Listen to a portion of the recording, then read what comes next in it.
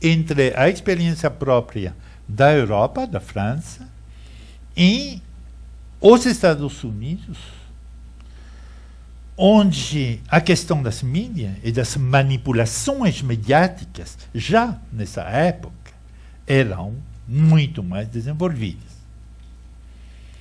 E esse atraso da Europa teve consequências. Eu vou um pouco elaborar agora sobre a importância e como entra nesse jogo, nesse pensamento, o papel das instituições mediáticas.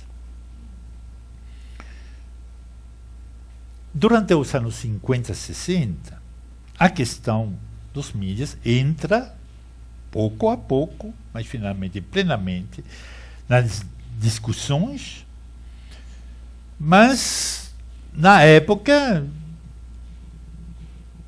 entrava assim de maneira tangencial, né? Como demonstra a viagem de Sartre. E aqui tem um fenômeno importante que é a experiência dos sociólogos alemãos. Um dos efeitos colaterais da emergência do nazismo na Alemanha foi de mandar fora boa parte da inteligência alemã, em particular judia. Assim, o Bauhaus de Dessau emigrou para os Estados Unidos, tal como o Instituto für Sozialforschung emigrou para Paris e depois para os Estados Unidos. E dentro desse grupo estou falando das três figuras mais importantes. Esses dois aspectos, no entanto, são muito firmemente conectados neste pensamento. E isso é importante porque a experiência americana dos sociólogos alemãos, que depois conformaram a chamada escola crítica, a escola de Frankfurt, como escola crítica, vem como complementar a análise do fenômeno nazista e stalinista. Nesses dois casos, nazismo e stalinismo, a experiência política e social tinha demonstrado que a razão, como capacidade crítica, como recurso contra a loucura do poder, tem revelado as suas fraquezas, a sua incapacidade frente ao poder da manipulação. Isso era já estabelecido. Mas, agora, voltando dos Estados Unidos, Adorno e Horkheimer desenvolvem no livro Dialética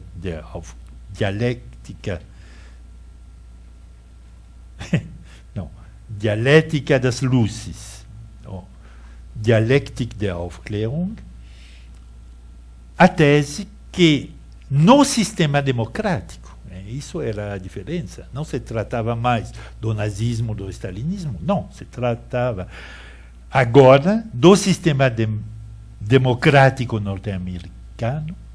A razão crítica não demonstrou uma capacidade de resistência maior àquela tão fraca na Alemanha nazista como na Rússia stalinista.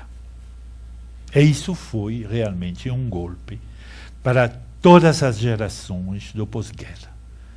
Acumular a consciência de que a razão crítica era incapaz frente ao poder totalitário, mas também, doravante, frente ao poder democrático.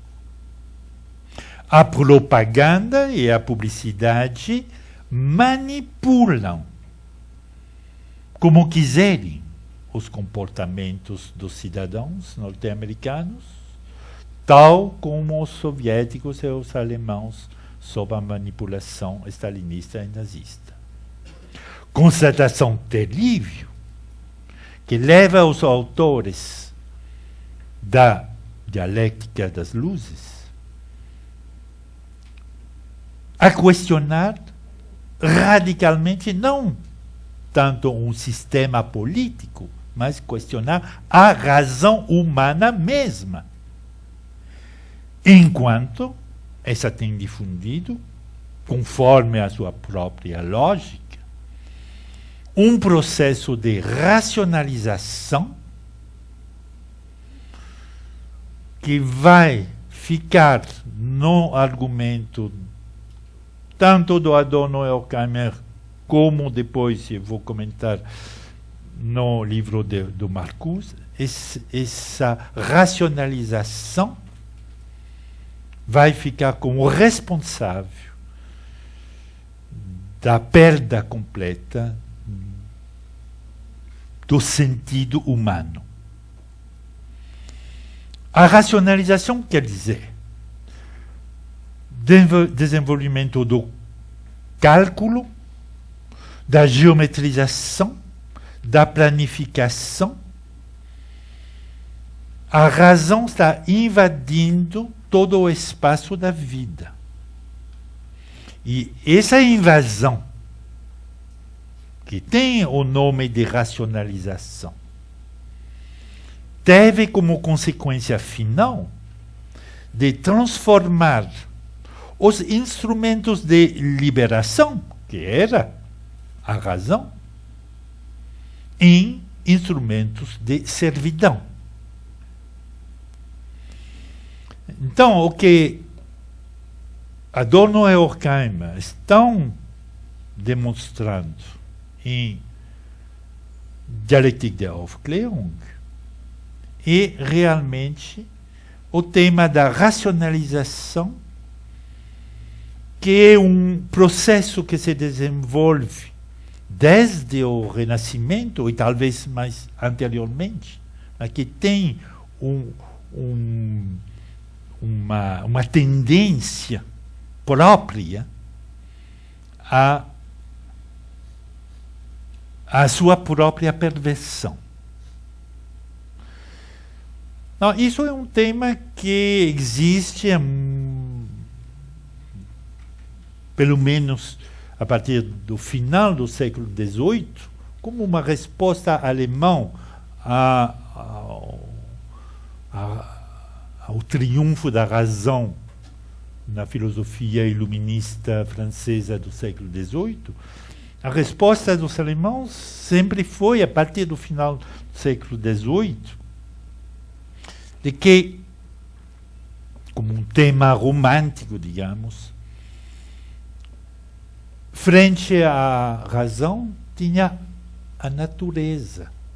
Que a natureza, bom, o homem faz parte da natureza, e a razão está esquecendo algo no seu fantasma de dominar tudo. Esse fantasma da dominação pela razão é um tema que se elabora a partir, digamos, do final do século XVIII, e que está permanentemente reaparecendo na crítica social, crítica filosófica alemã.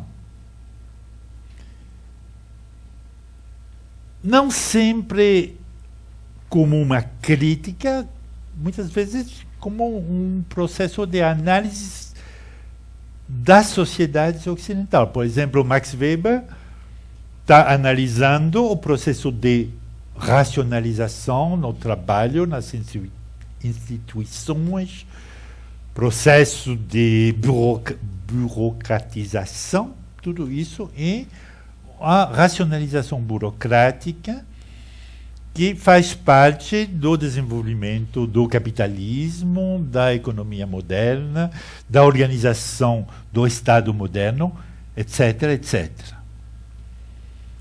Na mesma época, no final do século XIX, tem esse grande sociólogo, o Simmel.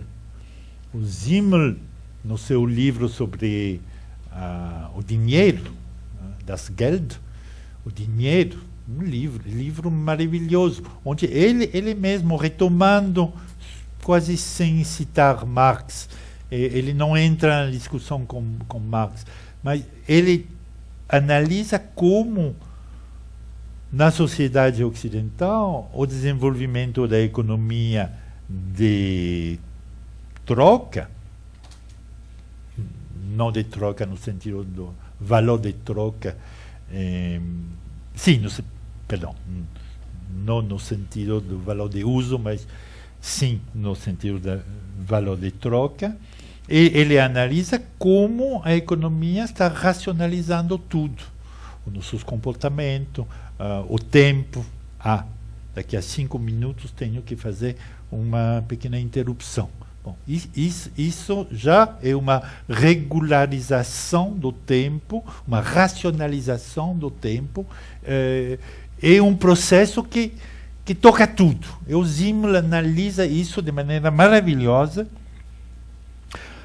mas depois tem o Fordismo, o Taylorismo, a divisão, a racionalização do trabalho. Bom, todo esse processo de racionalização demonstra para Adorno e Horkheimer uma orientação perversa da razão mesma. Assim, o sujeito da razão, o sujeito supostamente livre, trabalha, talvez inconscientemente, com a sua própria razão, à sua servidão.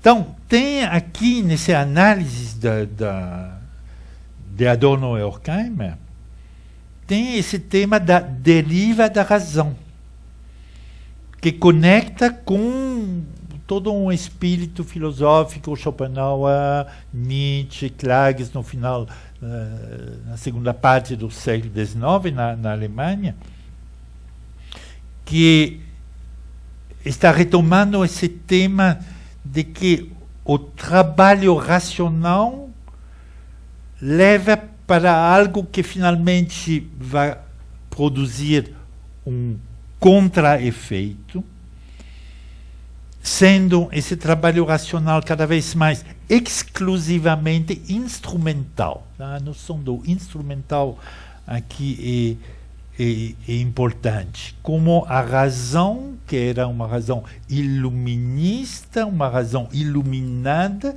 que no início era como a parte mais sofisticada da natureza, o homem como ser de razão, era a parte mais linda da natureza, né? O que o humanismo tinha elaborado através do pensamento, da educação, como uma superação da natureza no homem. A razão era essa superação. Superação da natureza, todo esse processo que era o progresso. Frente aos acontecimentos da Segunda Guerra Mundial, parecia de repente resultar num puro fracasso.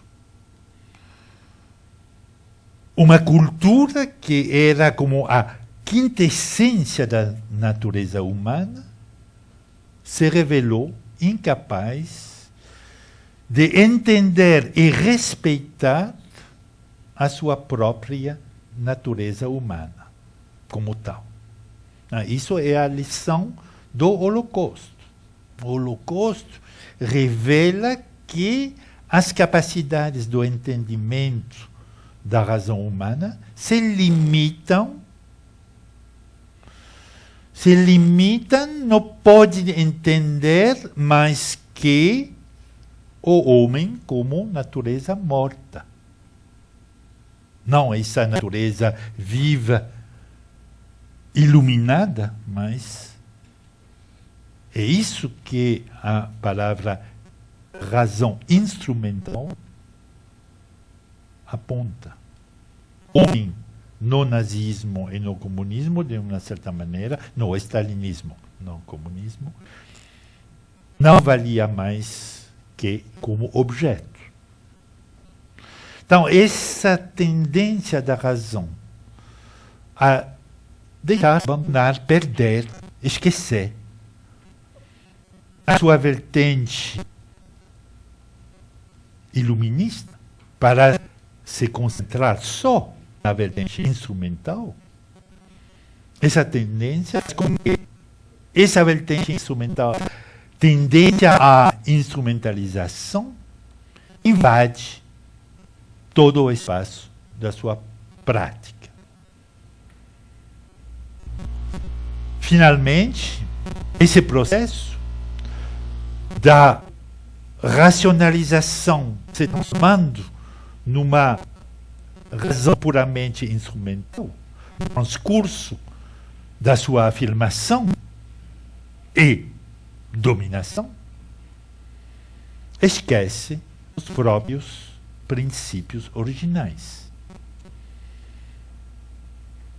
Como se tivesse um buraco lá no centro da constituição da razão. A tal ponto que a conclusão de Adorno e Horkheimer se impõe. O desenvolvimento histórico da razão levou para a cegueira da razão instrumental.